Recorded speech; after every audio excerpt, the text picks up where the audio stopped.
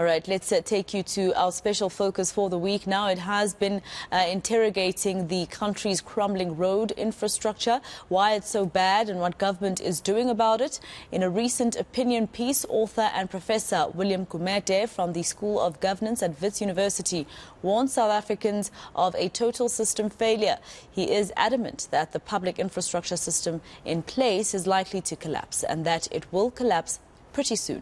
He joins me now via Zoom to answer those questions for us. Prof, just tell us, is there absolutely nothing we can do from stopping what you're saying will inevitably happen?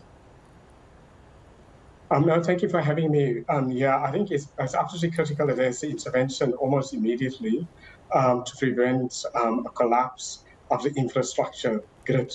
Obviously, the very first thing that we need to do is to fix what we can, and secondly, to deal with the governance of infrastructure very, very quickly, and thirdly is to try to build new infrastructure very, very quickly. But where do we get the money unless the private sector chips in? No, absolutely. Because, the reason why we're in our problem now is the first thing is lack of maintenance of the apartheid era infrastructure. So we haven't done that. Secondly, we haven't built enough new infrastructure like roads, rail, and so on. And then, corruption came in, and when we built new infrastructure under the sort of governance of corruption, where incompetent people build new infrastructure, or when kickbacks were received, or companies without a capacity build new infrastructure, and now that new infrastructure built by companies without a capacity is now also falling apart. So old infrastructure that we didn't maintain are collapsing. New infrastructure that we build corruptly or without a competence are also breaking down. And then, fourthly, what we're having is the institutions, the state institutions that oversee infrastructure. Those institutions are also collapsing because of the incompetence and corruption. Our SANRAL, the road agencies, Praza, and so on. And that is actually what's now brought us to this crisis.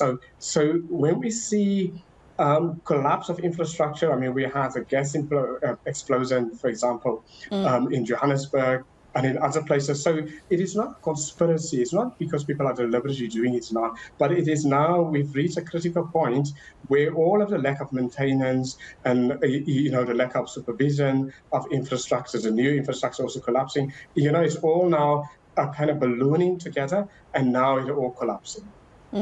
I think for me, Prof, I had a conversation last week with another professor who was telling me about the lack of knowledge around what the job of a project manager entails, and that could be one of our other problems when it comes to infrastructure development and maintenance in South Africa, where people are just taken and just placed into that position, and the project is not really well maintained. And that's why you're seeing, for instance, either the project goes on for more years than was anticipated, or the budget for it balloon, yet it's not built properly. Example, your Medupi and other power stations. No, absolutely. We also have, our critical skills now, shortage of critical skills. Because often with cadre appointment, particularly at the municipal level, two things has happened.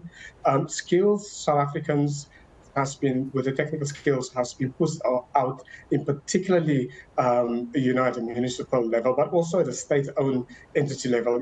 Let's just say, the state-owned infrastructure companies. Skills were pushed out there. Your engineers, your project planners, project managers, and so on. Now, because now we have a skills shortage, and those who are there often don't have the technical skills, so that becomes an extra burden on infrastructure. Because even if the states want to build new infrastructure or maintain some of the existing infrastructure, they don't have the skill sets and the skills bases, to do that. Well, what do we do in terms of, that issue that you've just raised now, the skills deficit? I think it would be absolutely critical that we use the skills that we have in South Africa. So we have skills in South Africa. Okay. Whether the skills are white skills or black skills. Younger black South Africans who are professionals who should use their skills. Now, skills haven't been used up to now because if people are not politically connected, the skills are not being used. If they're white, they're seen as white, so the skills are not being used. So we have a skill shortage, both among already skills that are white that has been pushed out and ready skills that are black or professionals, but they're not connected. So we have to bring both sides of skills in. I mean, we've seen in the past, which I think is wrong, where we imported skills. Cuban civil engineers, I understood, for example, were brought to municipalities. I mean, that's ridiculous. That's an absolute disgrace to import some of those kind of skills when we have local skills. We've got black skills, we've got white skills in the countries, just that both are not connected, and that's what they're not being used. So it is going to be absolutely important that we use the local skills that we have, whether they're white or whether they're black. Secondly, we'll have to bring in the private sector. Now, often in many cases, the private sector has the capacity, companies have the capacity. So we have to bring them in because our infrastructure collapses now at crisis point. So we have to bring them in. Then we also have to bring in civil society organizations, to watch over infrastructure. Often infrastructure also destroyed by communities, sadly. During protests, communities destroy infrastructure. So communities must also organize to protect infrastructure. So we almost have to have a civil society movement to protect infrastructure so that the new infrastructure or old infrastructure are not being destroyed by communities.